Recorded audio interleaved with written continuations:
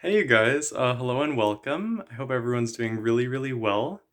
Today I just got actually yesterday I got some really interesting mail, and I just wanted to show you guys. This is my Caudex. This is Phyllanthus mirabilis, also known as the dragon's wing plant. And oh man, I'm so excited for this plant, you guys. Like it's not very easy to come by, especially where I live, here in Western Canada. I had to order some legal documents and I had to get a phytosanitary certificate just to be able to import this thing. But yeah, so I was just shopping on Etsy and I came across a store. I think they're called Codex Cool, I think. And I was just chatting up with the guy that owns the store and he was like, yo, if you like Codexes, you should really try this one out. So I'm really happy that I did, and it's just so interesting. So as this thing continues to grow, I'm gonna keep updating you guys. Uh, it's probably gonna take a while to sprout just because of the nature of this plant, but I'm really excited. I also have a whole bunch of other videos. I made a video on witch hazels. I made another video on Helleborus, and I made another video on Maranta. I have so many videos that I've made that I just haven't posted yet, so those are gonna come soon too. So this is a Caudex plant, or a caudiciform. It's in the genus Phyllanthus, which is a genus that has really interesting oppositely arranged compound leaves. So you might be asking me, what the hell is a caudiciform? What's a caudex?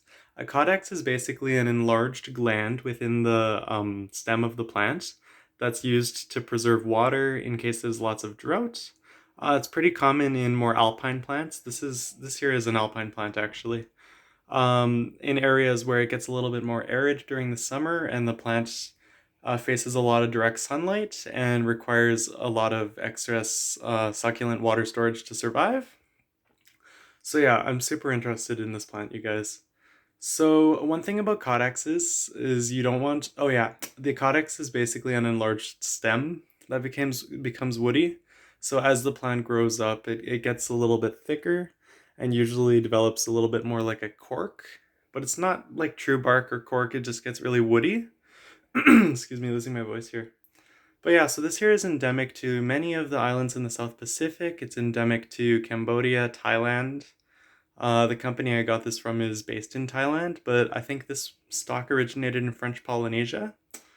Yeah, so it's just super cool. It has this really nice compound sort of cascading form to it. The leaves start out kind of pinkish, bronzy, and then they go into like a reddish color, and then they become dark green as they start to mature. And I'll have updates for you guys later when those come out. So this is a plant that likes a lot of consistency. It's definitely a plant that takes a while to coax into growing up and becoming a little bit bigger, and starting to sprout. They sprout from these little nodes on the very top, these very woody nodes. If that ever focuses. And usually they put out about 3, 4, sometimes 5 leaflets.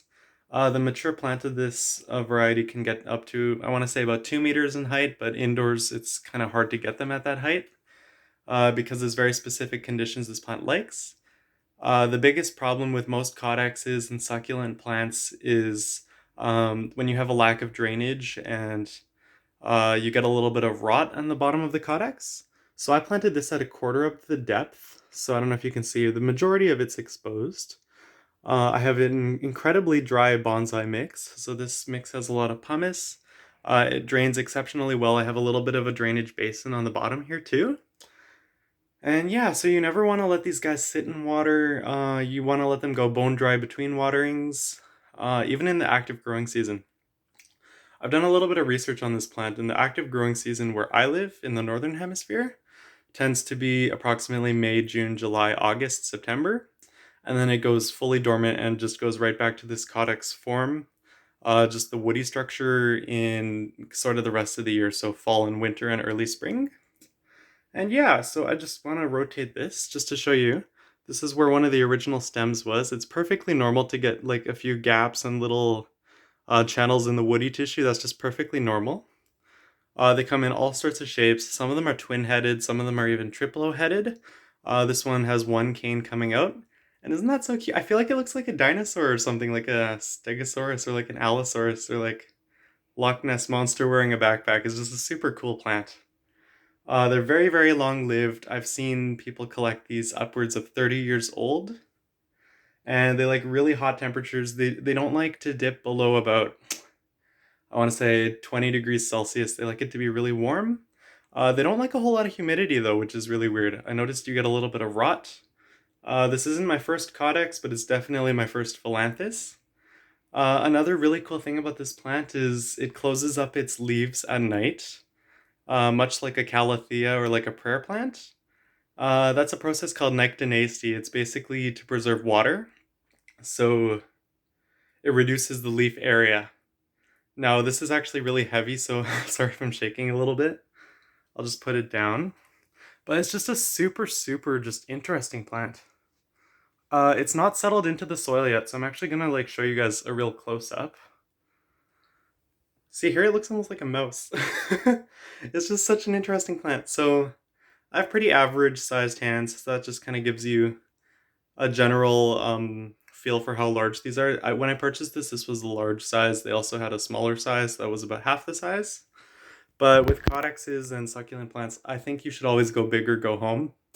The more regenerative material you have, the higher success rate you have for sprouting these. And when you're sprouting these, as is with all other caudiciform or fat-trunked plants, you really, really want to make sure that you don't soak it in water. I know a lot of people imbibe seeds by soaking them in water, thinking that'll, and many times it does improve germination. With these guys, they will rot on you right away if you soak them in water, so that's a big no-no. Yeah, so that's just my introduction to Phyllanthus mirabilis. I'll be sure to keep you guys updated. I'm having kind of a crazy hair day. I don't know if you guys can tell. Kind of gross today, but oh well. Yeah. Have a good day, you guys. Thank you for watching. Stay blessed. I'm gonna come back with so many more videos. I know a couple of people were asking about fragrant plants. When I get hold of some more fragrant flowering plants, I'm definitely gonna try to make a video on those. And I know some other people were asking about my rhubarb updates. Honestly, that plant was growing so slow. I just figured that it would be kind of trivial to show you guys the same leaf every week. I think like that could get pretty boring. So I'm gonna wait until that plant juices up a little bit, and then I'm gonna start making my weekly or bi-weekly updates on the rhubarb. And yeah, so for the next couple of videos, it's gonna be more tropical plant oriented, with the exception of the witch hazel, which I think is the next video I'll put out. And then I just wanted to show you guys some contrasts in Schefflera's. So I have a couple more videos coming out on umbrella trees. So please stay tuned for that, and thank you for all of the kind comments. I've gotten really, really kind comments, you guys. I really appreciate it. I wasn't feeling the best about my last video, and then I got a lot of really good support on it. And it just means a lot, because I wasn't expecting that. I thought it was kind of not one of my better videos. So yeah, thank you so much, and have a good day. And yeah, I highly recommend Etsy for buying plants. This is super cool. Keep you guys updated. Till next time.